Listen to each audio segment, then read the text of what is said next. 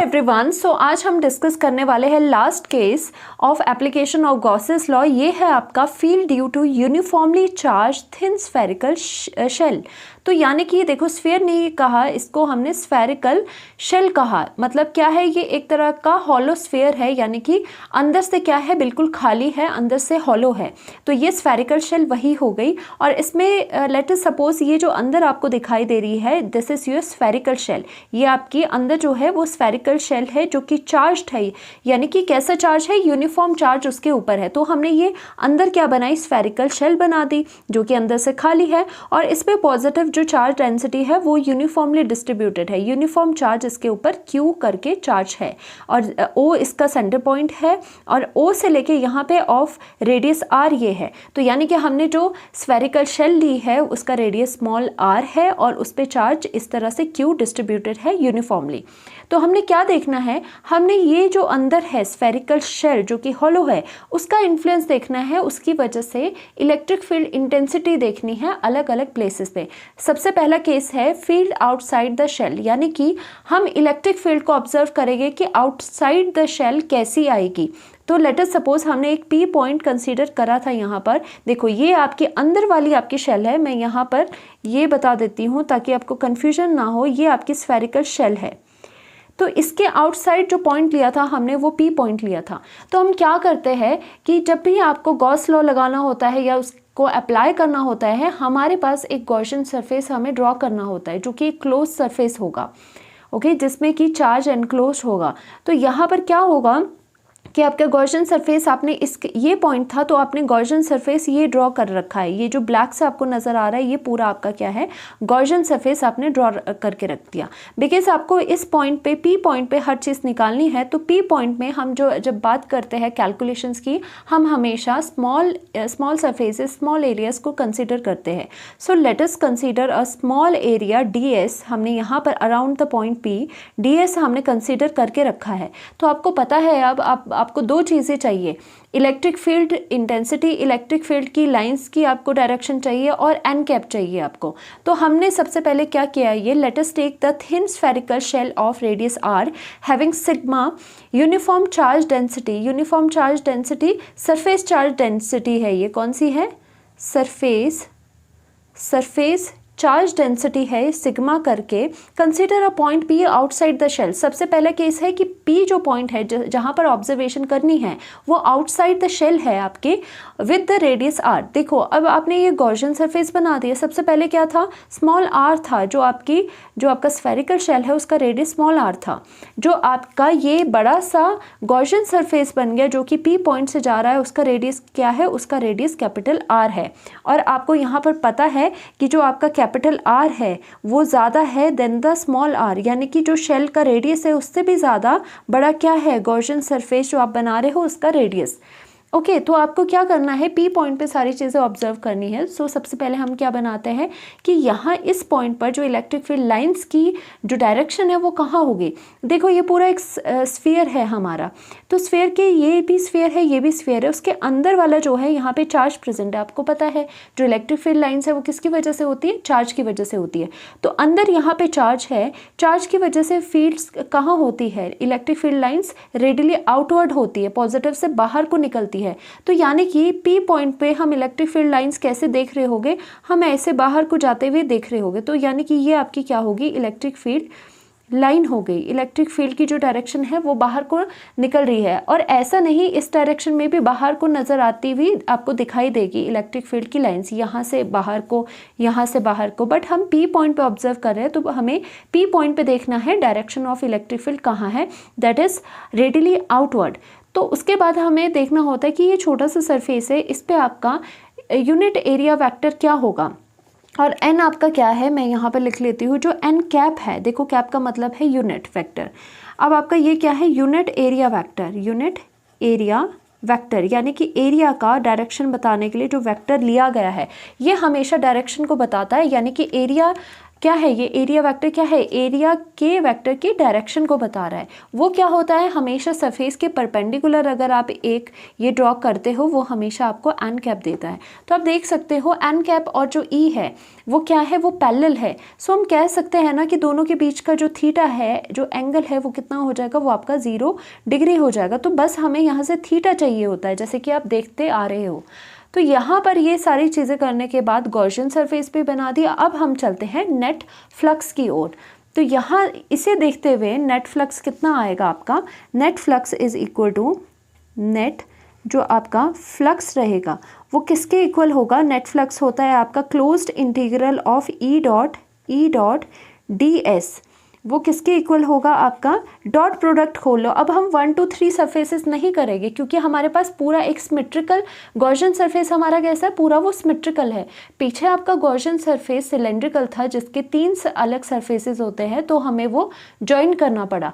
तो हम क्या करेंगे यहाँ पर, सिंस ये सिमेट्रिकल है तो हम क्या करेंगे, डायरेक्ट फॉर्मूला लगाएंगे, डॉट प्रोडक्ट खोलेंगे। तो ये अब हम क्लोज्ड ही रखेंगे क्योंकि ऑलरेडी क्या है, गॉसियन सरफेस क्लोज्ड है। तो हम क्या करेंगे, इसका E D S cos theta में ये वाली चीज़ आपकी खुल चुकी है, डन। तो यहाँ पर आपका थीटा भी पता है हमारे पास, जो थीटा है एंगल बिटवीन दीज टू वो आपका 0 डिग्री है। तो कॉस 0 कितना होता है आपका 1 होता है। तो आप पुट कर सकते हो यहाँ पर जो इलेक्ट्रिक फील्ड है अगेन वो क्या होगी, वो एक कांस्टेंट है क्योंकि हर जगह वो इक्वल इंटेंसिटी की रहेगी क्योंकि आपका जो चार्ज डिस्ट्रीब्यूशन है वो यूनिफॉर्म है। तो क्या होगा आपका, ई आपका बाहर आ जाएगा और यहाँ पर आपकी इंटीग्रेशन जो आप करोगे, इंटीग्रेशन यहाँ आ जाएगा। तो ये हमने इंटीग्रेट कर दिया और यहाँ पर डी एस एज सच आ जाएगा और कॉस 0 कितना हो जाएगा, तो यहाँ पर आप लिख सकते हो कॉस 0 आपका 1 हो गया। Cos 0 is equal to 0 degree is equal to 1 आपका, यहाँ पर ये दोनों चीज़ें हमने लिख ली। cos 0 1 हो गया तो इसका मतलब ये कितना हो जाएगा, E closed integral of the D S. अब आपको देखना है ये डी एस क्या है। देखो यहाँ पर बच्चों क्या है, ये आप सरफेस के साथ डील कर रहे हो।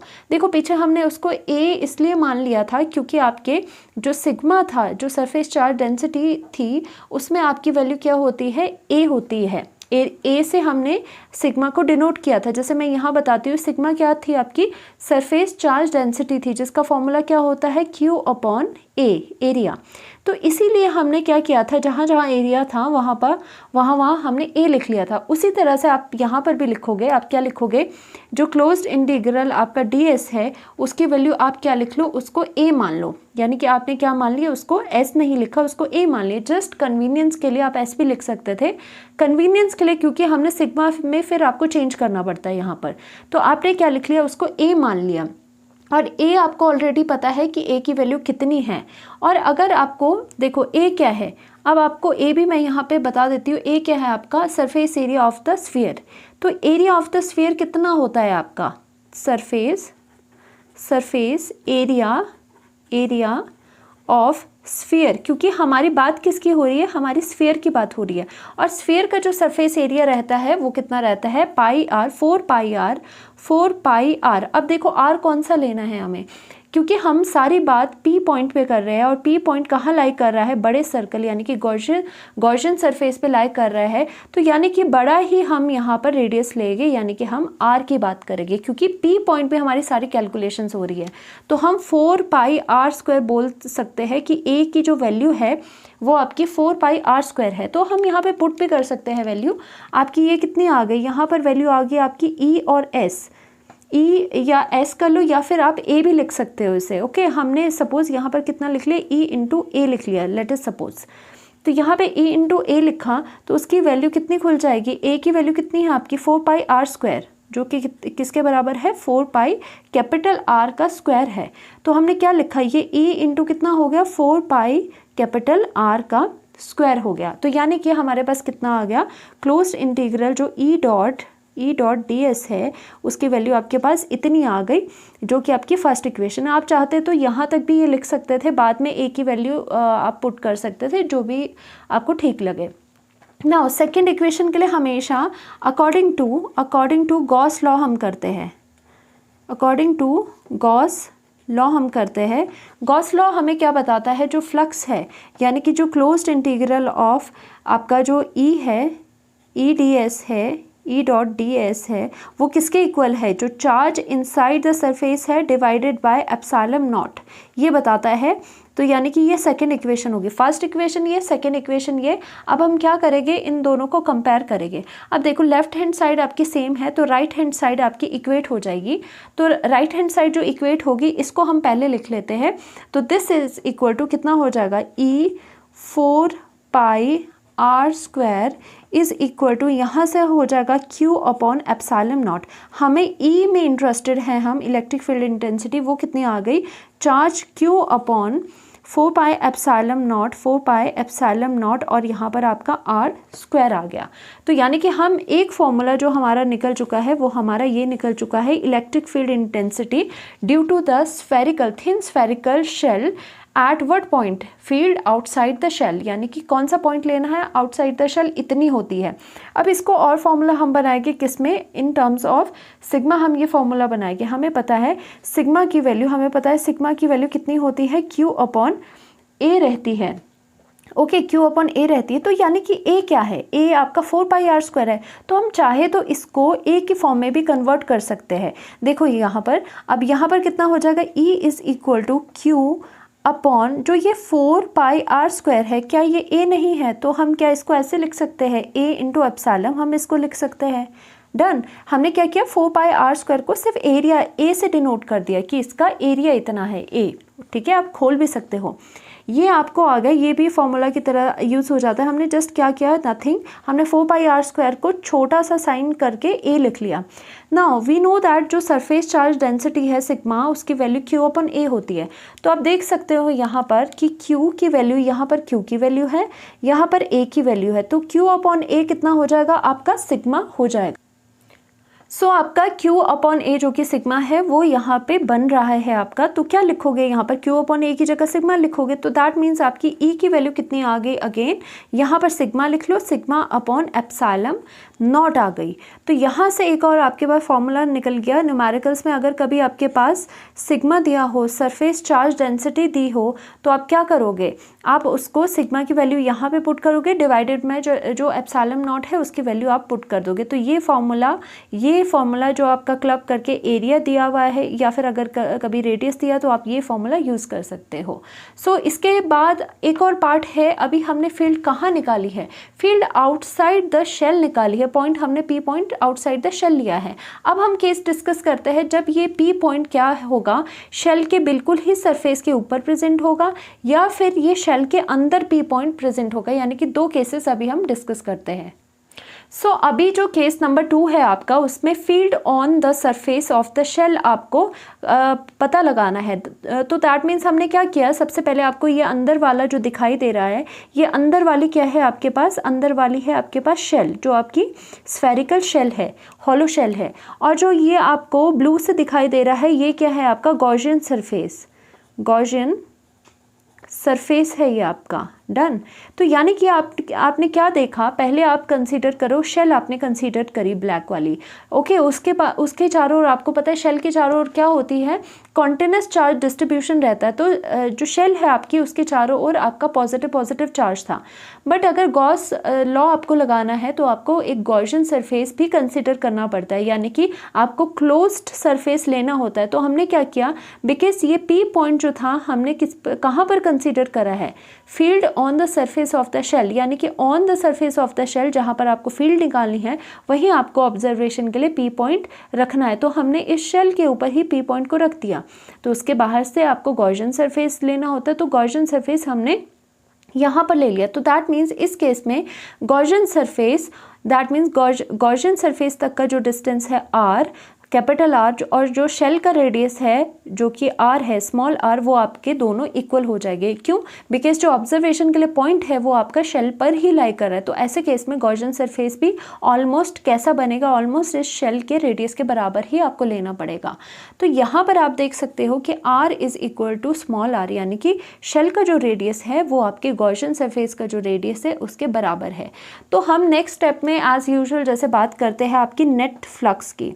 सो जो आपका नेट फ्लक्स होगा वो किसके बराबर होगा, जो आपका फ्लक्स होगा वो किसके बराबर होगा, closed integral of E dot ds, E dot ds के बराबर होगा। और आपको डॉट पता है, डॉट जब प्रोडक्ट खोलते हो आप तो किस तरह से होता है आपका, यहाँ पर क्लोज्ड में आपने क्या कर दिया, ई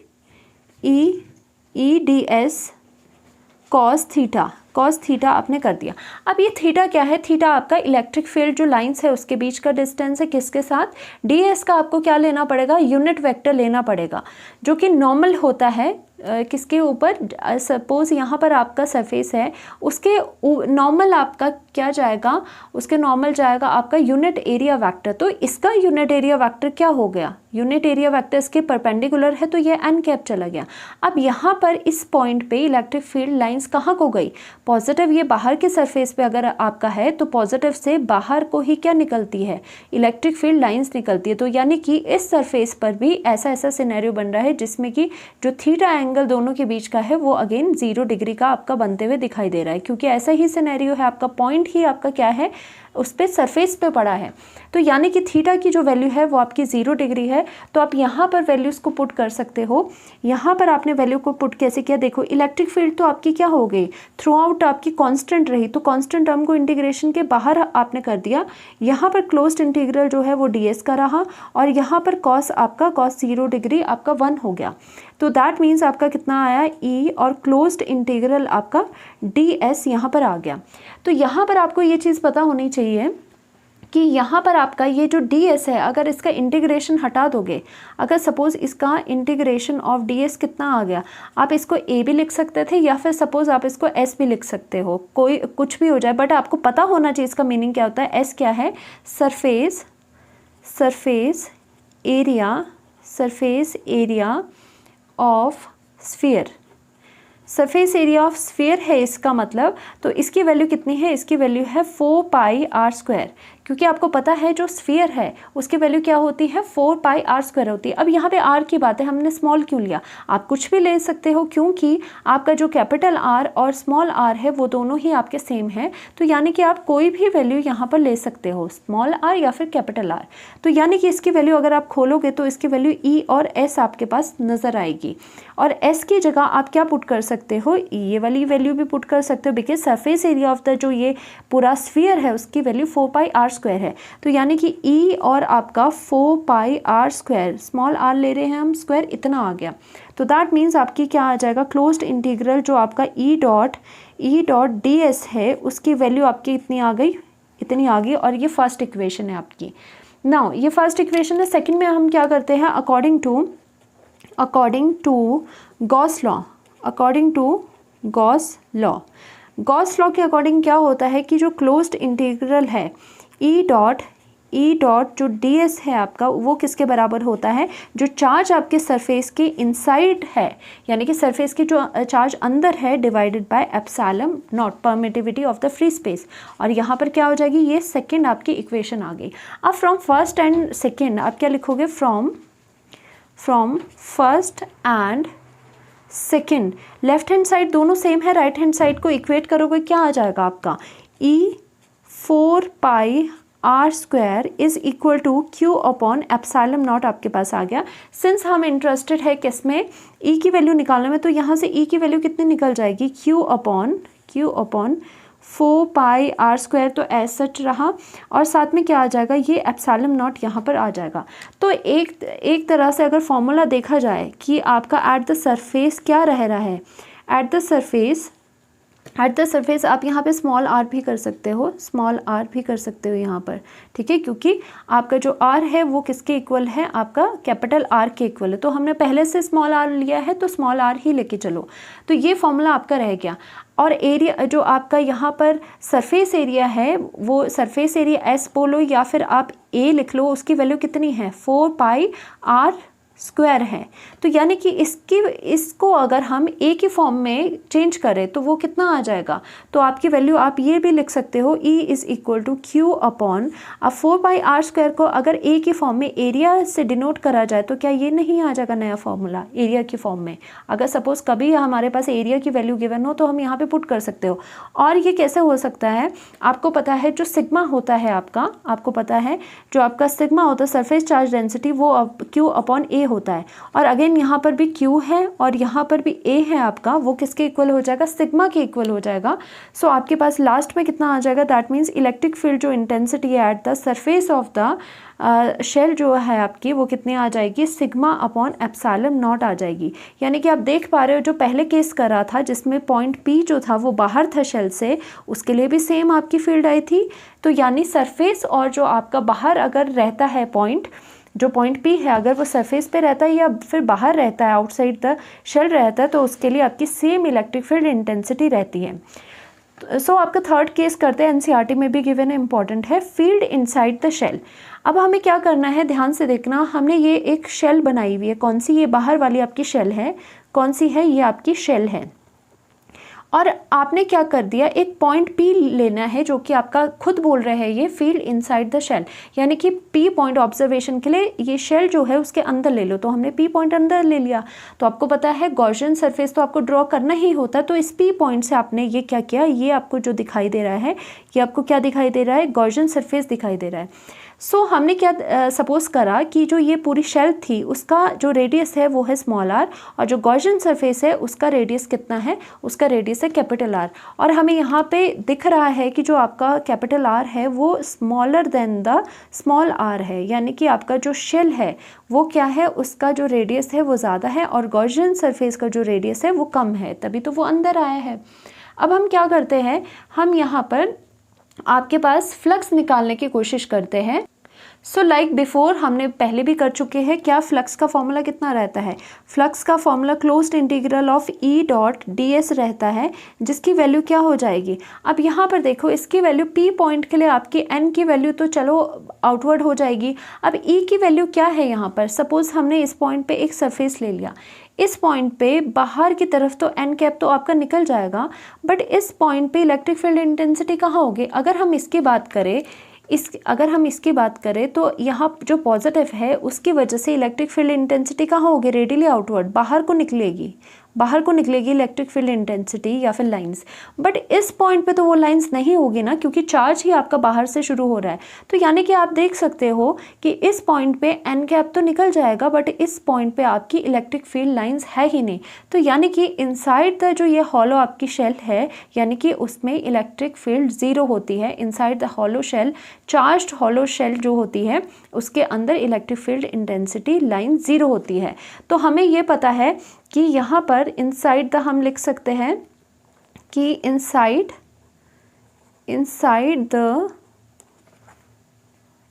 द हॉलो शेल, एक तरह से ये हॉलो ही है, हॉलो शेल, क्योंकि charge is equal to zero. Charge अगर ज़ीरो होगा तो आपकी गॉस थ्योरम के अकॉर्डिंग क्या होता है, E डॉट जो ds होता है वो किसके इक्वल होता है। अगर आप इंटेंसिटी निकालने लगे हो, चार्ज इनसाइड द जो सरफेस होता है अपॉन एप्सिलॉन नॉट, तो चार्ज ही आपका ज़ीरो है। सो दैट मीन्स आपका क्या हो जाएगा, ये पूरी चीज़ आपकी ज़ीरो हो जाएगी। तो दैट मीन्स आपका क्या है, मीन्स आपका जो इलेक्ट्रिक फील्ड इंटेंसिटी है वो इज़ इक्वल टू ज़ीरो है। कहाँ, inside the hollow sphere. Inside the hollow sphere आपका इलेक्ट्रिक फील्ड इंटेंसिटी ज़ीरो है, क्योंकि आपका क्या है, क्योंकि बिकॉज चार्ज इनसाइड द जो आपका हॉलो स्फीयर है वो आपका ज़ीरो है। तो हम लिख सकते हैं inside hollow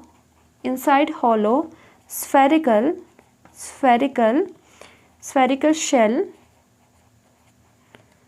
E is equal to zero and charge is equal to zero. तो आपको ये पता होना चाहिए। तो दैट मीन्स हमारा जो E है वो आपका ज़ीरो आ जाएगा। Thank you so much. और इसके साथ आपका पूरा चैप्टर कंप्लीट हो चुका है।